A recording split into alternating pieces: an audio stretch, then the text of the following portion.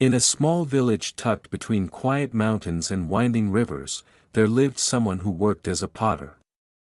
Each day, from sunrise to sunset, they molded clay into shapes guided by skill, intuition, and a deep sense of purpose. But though the world outside changed with the seasons, their life remained largely the same, silent, slow, and shaped by the rhythm of the earth. Others in the village had long moved on to faster ways of life. Some sought fortunes in cities, others chased success with noisy tools and busier trades. They mocked the potter's slow wheels and ancient methods. "Why waste your time on work that takes weeks?" they would ask. "There's no need to wait when machines can do in hours what you do in days." But the potter would only smile. Not in arrogance, nor in defiance, but in quiet understanding. Because beneath the simplicity of their work was a belief so firm, no mockery could shake it: true beauty takes time. Patience was not a delay of success, but the foundation of it. One day, a fierce drought struck the region. The river that nourished the soil dried into a winding trail of dust. Farmers despaired, their crops withering in the fields. Artisans could not mold or cool their crafts. Even the animals grew restless, wandering in search of water. The village turned desperate. A council was formed, and a plan was made. A well would be dug, deep and wide enough to tap into underground waters. Many villagers volunteered, but not the potter. Instead, they continued working on a single clay jar they had started days before. When asked why they weren't helping, the response was simple: "The jar may help someone drink." Insulted, the villagers scoffed. "We need water now, not pots.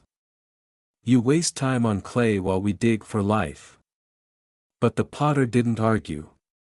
Their hands stayed steady, their eyes calm. Every movement was deliberate. Each layer of clay was shaped with care, dried with patience, and fired slowly with wood they had saved for months. Days passed. Then weeks. The digging continued, but the earth was stubborn. The villagers grew weary, their tools blunted, their hopes thin.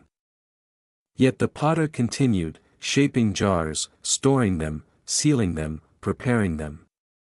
One morning, when the sun had barely lit the peaks, a child ran through the village, shouting, "Water! There's water!" The villagers rushed to the well. At last, a trickle had turned into a stream. Relief swept over the crowd like wind over dry leaves. They celebrated, laughing and embracing each other. Buckets were filled, hands were washed, and the long silence of thirst was broken. But as joy turned into need, a new problem arose: there weren't enough containers. Buckets broke under the weight, many cracked from the sun. Some tried using old baskets and gourds, but they leaked. The precious water was being lost as fast as it was drawn. That's when someone remembered the potter. A small group ran to their workshop. There, in a cool, shaded room, stood rows of sturdy clay jars, sealed, stacked, and waiting. The potter didn't speak. They simply pointed to the shelves and stepped aside. The jars were strong, thick, and large enough to carry enough water for entire families. The villagers, humbled, filled them with care, watching the water settle inside as though it had found its rightful home. One elder turned to the potter and asked, "How did you know we would need these?" The potter replied, "I didn't. But I knew that something would require patience to meet it." The village learned then what they had forgotten. They had believed that speed was the answer to all things. But in their rush, they had overlooked the quiet strength of those who wait, prepare, and trust the process. They had tried to conquer nature in days, while the potter had worked with it for years. As the seasons turned, the well remained, and so did the jars. The potter taught others the art of shaping clay, not just with hands, but with time. The village no longer mocked slow work, they began to revere it. Children watched the wheel turn with wonder, learning that some things were not meant to be rushed. Later, when a traveler passed through and asked about the village's calm demeanor in the face of hardship, a young villager answered, "We were taught by someone who worked with mud and time. They didn't just shape clay, they shaped us. They showed us that patience isn't about waiting idly. It's about preparing quietly."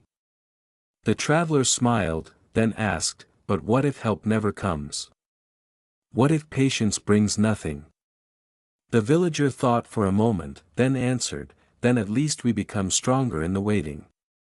We learn how to endure, how to build, how to hope. And sometimes, that's the very help we need." And so, the story of the potter became legend.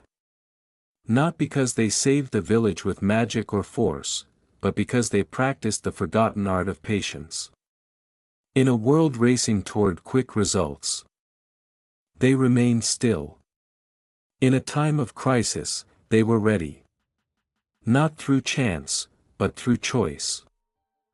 Moral of the story: patience is not weakness. It is quiet preparation, steady resilience, and faith in the unseen. In rushing, we may overlook solutions already in the making. But in patience, we align with the rhythm of life, and sometimes, that's where the answer has been waiting all along.